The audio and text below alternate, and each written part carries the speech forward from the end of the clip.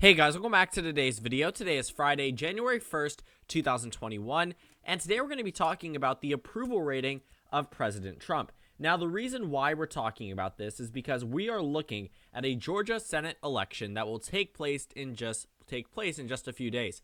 And when you look at President Trump's approval rating, as it decreases, the Republican Party's vote share in the state also decreases. And I find it very unfortunate for the GOP that because Donald Trump's approval rating is decreasing, their chances are dwindling. Now, the Republican Party started out with a very high advantage. They had a 4-point lead with David Perdue over Jon Ossoff and a 1-point lead with Kelly Loeffler over Raphael Warnock. Now, today, Jon Ossoff leads by just under a percentage point and Raphael Warnock leads by just around 2 percentage points. So what changed? Well, first things first, back when Donald Trump was running for president, and the November election came around, his approval rating was actually at a higher position than it is right now. This could be due to the fact that he has maybe lost some traditional Republican support amongst those who believe that the election is over. Keep in mind, 10, 15, 20% of Republicans do not wish for Donald Trump to continue contesting the election. So if they aren't too happy with President Trump's rhetoric, they may not be too inclined to vote for candidates that are all in for President Trump, especially in a state such as Georgia, which already voted against President Trump with a higher approval rating back in November. So looking at his approval rating then, what was it? Well, on Election Day, it was actually, or right before, the day before, because it doesn't show us November 3rd, it was 44.6%. Now, obviously, that's not the highest number. This is the only president in the entire country's history that has never been approved of for more than a month. And when you're looking at the 44.6% approval rating, it's actually higher than where it is right now. To be exact, 2 points higher than where it stands today. The disapproval rating didn't change much. It changed by, 0.6%. So it wasn't something super significant, but the amount of Americans that approve of him based off of that has decreased to 42.6%. This is a standard point for President Trump. He has hovered around this point of approval throughout many points in time, but looking at the fact that it has changed since the election, I can't imagine the president and his Republican surrogates getting more support for David Perdue or Kelly Loeffler than on Election Day if he's disliked more nationally.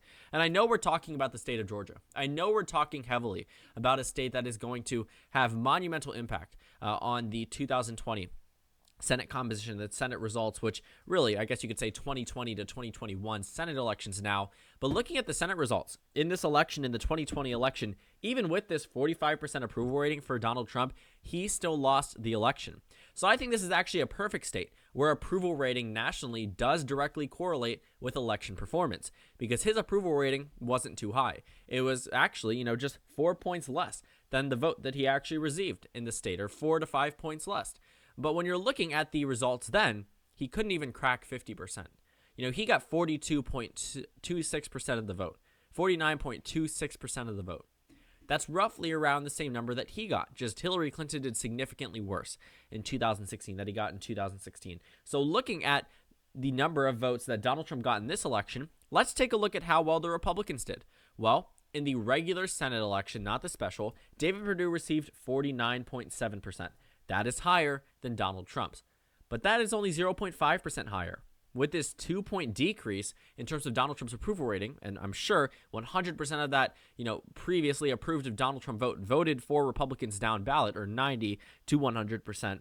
If that's the case in Georgia, that could bring David Perdue down what already missed him from getting 50%, and it could prop Jon Ossoff up. So let's say in that scenario that it brings down David Perdue.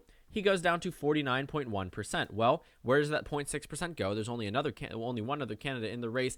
That brings Jon Ossoff all the way up to 48.5%. That doesn't seem, too winnable, but subtle decreases definitely can shift a lot, especially in a two-way race. Or worse yet, for David Perdue, these voters don't vote, and they actually end up boosting Jon Ossoff because they aren't voting. There are Republican votes from the regular election that didn't vote in the actual election. Plenty of Democrats are voting in this special election, or sorry, not special election, runoff election. Looking at the turnout early-wise based off congressional districts, Democratic districts are number one. Republican districts are down in the bottom. But that could be due to the fact that many of them do not want to vote by mail because of President Trump's rhetoric. But also, his rhetoric may be hurting them because he's still pushing people away from voting indirectly. So looking at the United States Senate special election, well, what actually happened? The The Democratic Party received 48.4% of the vote here combined. So that's actually higher than Jon Ossoff. The Republican Party received around a percentage point more. So they actually underperformed David Perdue, but they outperformed Donald Trump on the Senate special election ballot. So these candidates do have a little bit more leeway than President Trump, but with this approval rating drop, I can't imagine that this would be anything that could be viewed as positive. You know, these states, these Senate elections, I don't know why I keep referring to them as states, should be in the bag for the Republican Party. Historically, the Democratic Party has never improved off a runoff margin in the state of Georgia for, I think, since 1998. I think that's the last time, and it wasn't even a Senate seat. It was a public commissioner seat where the Democratic Party improved off the regular election margin in a runoff election. And no other runoff election, at least statewide, has that occurred. Georgia could break its streak yet again. It was a 28-year streak that it had voted for the Republican Party, last time going to the Democrats in 1992 under Bill Clinton when he was elected to his first term. Joe Biden won the state. And when you're looking at the state of Georgia now, it could end up going to the Democratic Party, and to be honest, not many people would be super shocked. It could go either way. I mean, this is a state that I previously had in the Republican column. You know, I said that I actually predicted near the end that Raphael Warnock would win, but initially, these were races that were safe for the GOP. At the immediate announcement of the vacancy in the Senate special election, many people characterized it or read it off as just a likely or if not safe Republican seat. Looking at the regular election, David Perdue started out with a safe Republican characterization, according to many political pundits. It was chipped at, the lead was narrowed down to a point where he couldn't even get over 50% of the vote. Over 50% of the vote. And that's largely due to the fact that Joe Biden won the state of Georgia. But if the Democratic Party can replicate that, they can win these Senate races. And this approval drop does not help. Because when you talk about why President Trump's approval rating is dropping, it largely has to do with mishandling COVID-19. Could be due to mishandling COVID-19 vaccine distribution. Could be due to the fact that he has continued to delegitimize the election results. Because believe it or not, based off of the data that we see, you can't argue with numbers, and the majority of Americans believe the election is over. The majority of American citizens believe that we should move on from the election and that it's over. Joe Biden won. Obviously, there is a very significant portion of the electorate who does not believe so, largely because of Donald Trump's rhetoric. But when you talk about those more moderate Republicans who previously voted for David Perdue, but also Joe Biden, there was crossover vote there. We saw around 0.5% in terms of crossover vote. What's saying now that they wouldn't vote for a Democrat on the Senate level? They crossed over, voted for Joe Biden because they didn't like Donald Trump's rhetoric. They didn't like how extreme he was, as many voters put it in their exit poll responses. They liked David Perdue. They were okay with Doug Collins or maybe Kelly Loeffler. But considering both of these senators have now really grasped onto Donald Trump, anything he does can either help them or bring them down with him. And the fact that this 2-point drop occurs just 2 days before, not 2 days, just 4 or 5 days before the actual election occurs is not a good sign. It's very difficult to recover at this point because Donald Trump's approval rating is going down in Georgia. The early voting numbers are not benefiting the Republican Party in Georgia. The Democratic Party still is maintaining surprisingly large amounts of energy. They're still sending plenty of surrogates into the state to actually make these Senate seats blue. These two seats had not been held by Democrats for decades.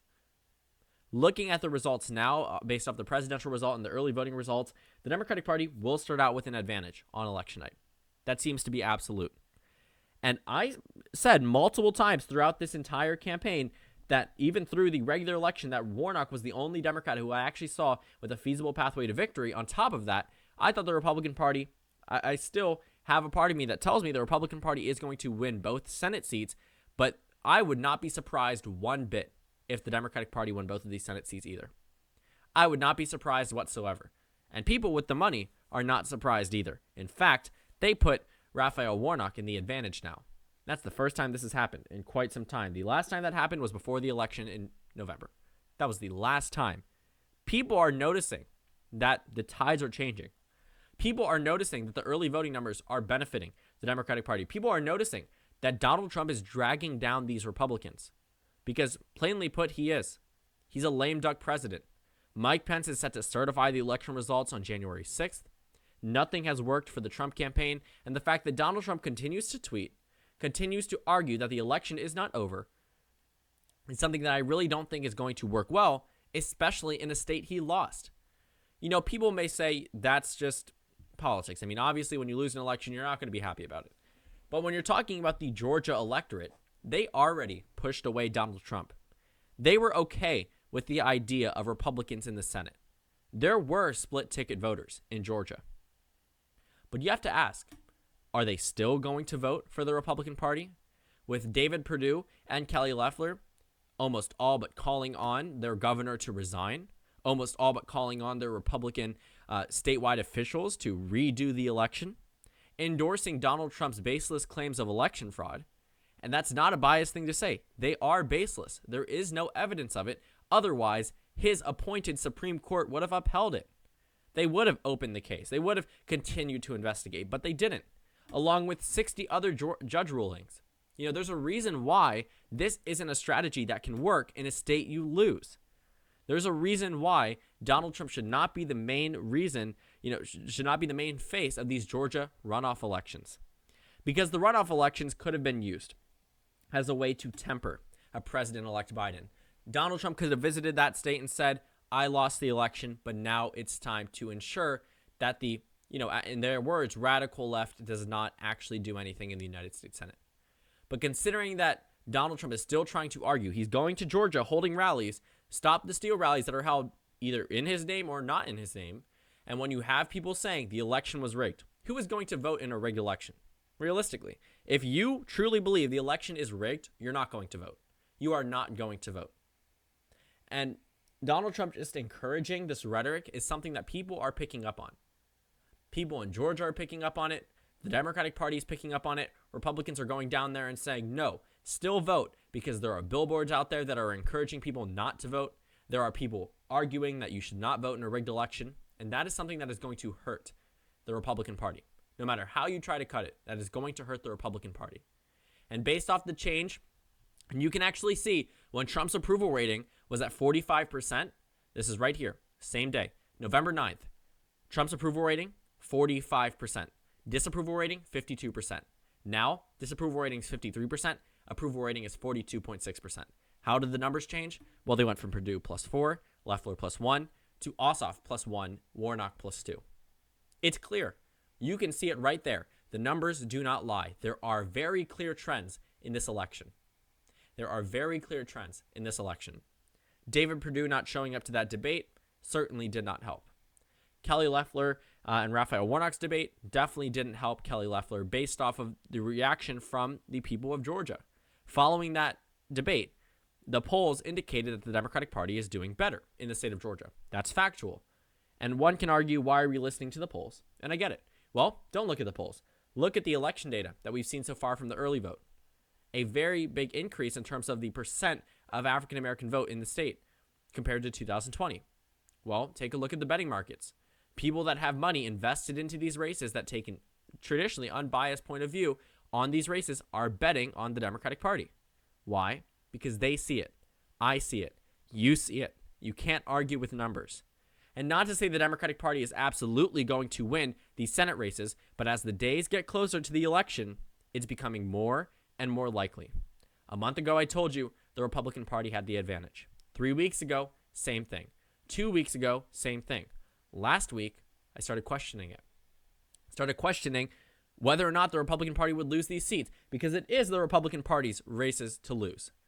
They had the majority, plurality of the vote in the November election, 49.7% in the regular election, 49.4% in the special election.